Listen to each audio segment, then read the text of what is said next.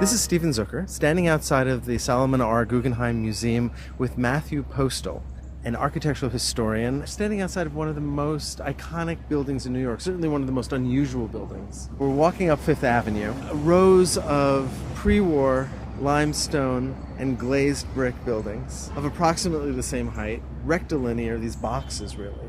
And then you come across this wild construction. What is Wright thinking?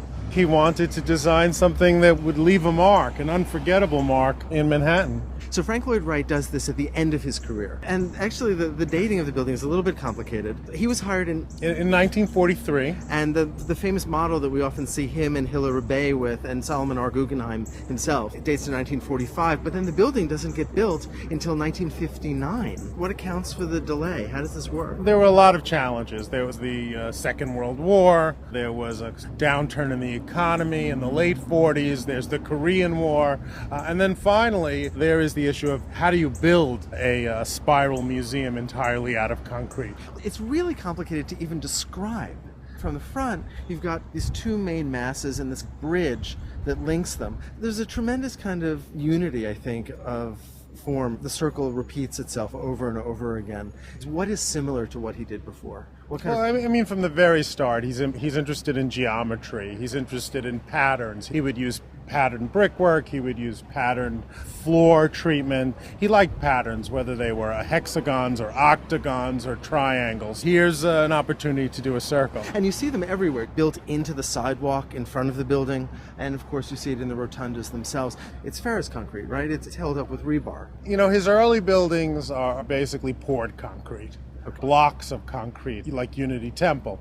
Although he probably used metal to strengthen the concrete in some places. But this building, because of the width of the ramps and the walls, and it all has to be one continuous surface, requires a lot of different types of cage-like metal to hold up the structure. So he's doing something incredibly ambitious by keeping this atrium completely open, by having these cantilevered ramps that circle through the atrium and give us the exhibition space. And we see even more cantilevering on the outside of the building, so the whole thing seems incredibly precarious, pushing the limits of engineering.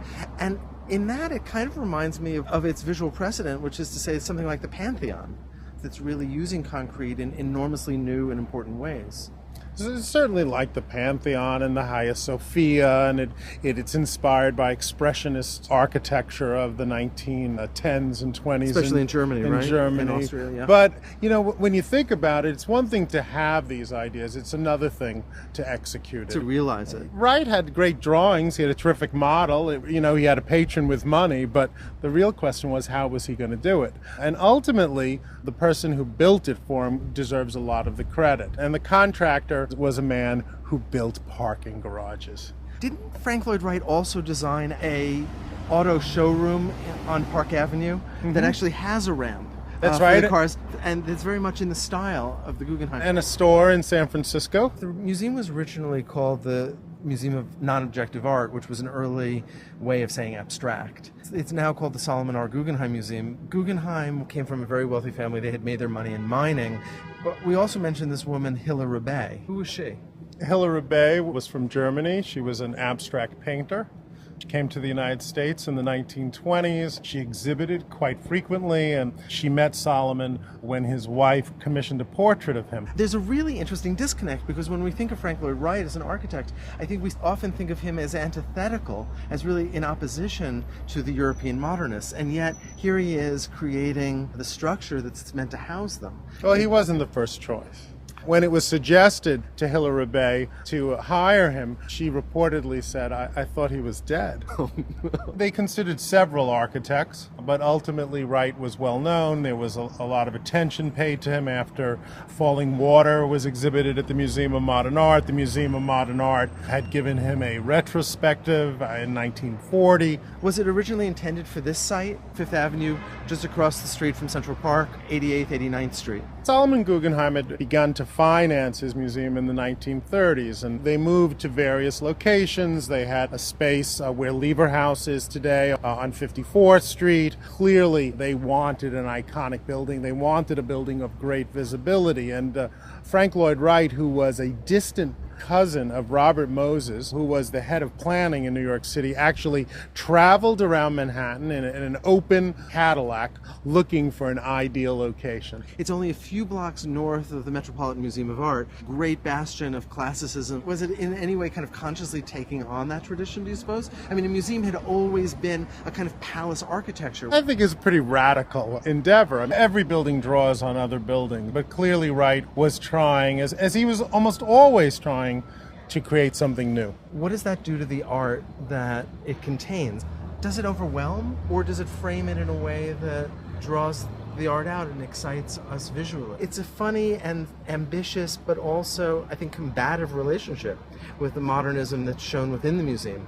That is, the container is an object in the collection, isn't it?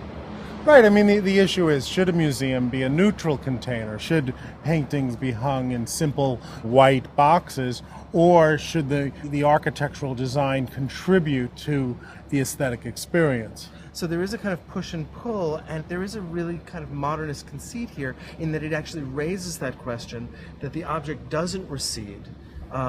The building, I should say, doesn't recede into the background. It remains very much in the foreground and forces us to grapple with those kinds of questions. Kind of zealously guards its own primacy. So there's always this kind of antagonism then between the rectilinear and two-dimensionality of the canvas and the dynamism of the structure. Is that a good situation for paintings to be displayed? Maybe not paintings themselves in isolation, but perhaps, one of the issues is that when we get to the modernist era, we don't think about paintings in isolation. We think about the way in which contexts construct meaning.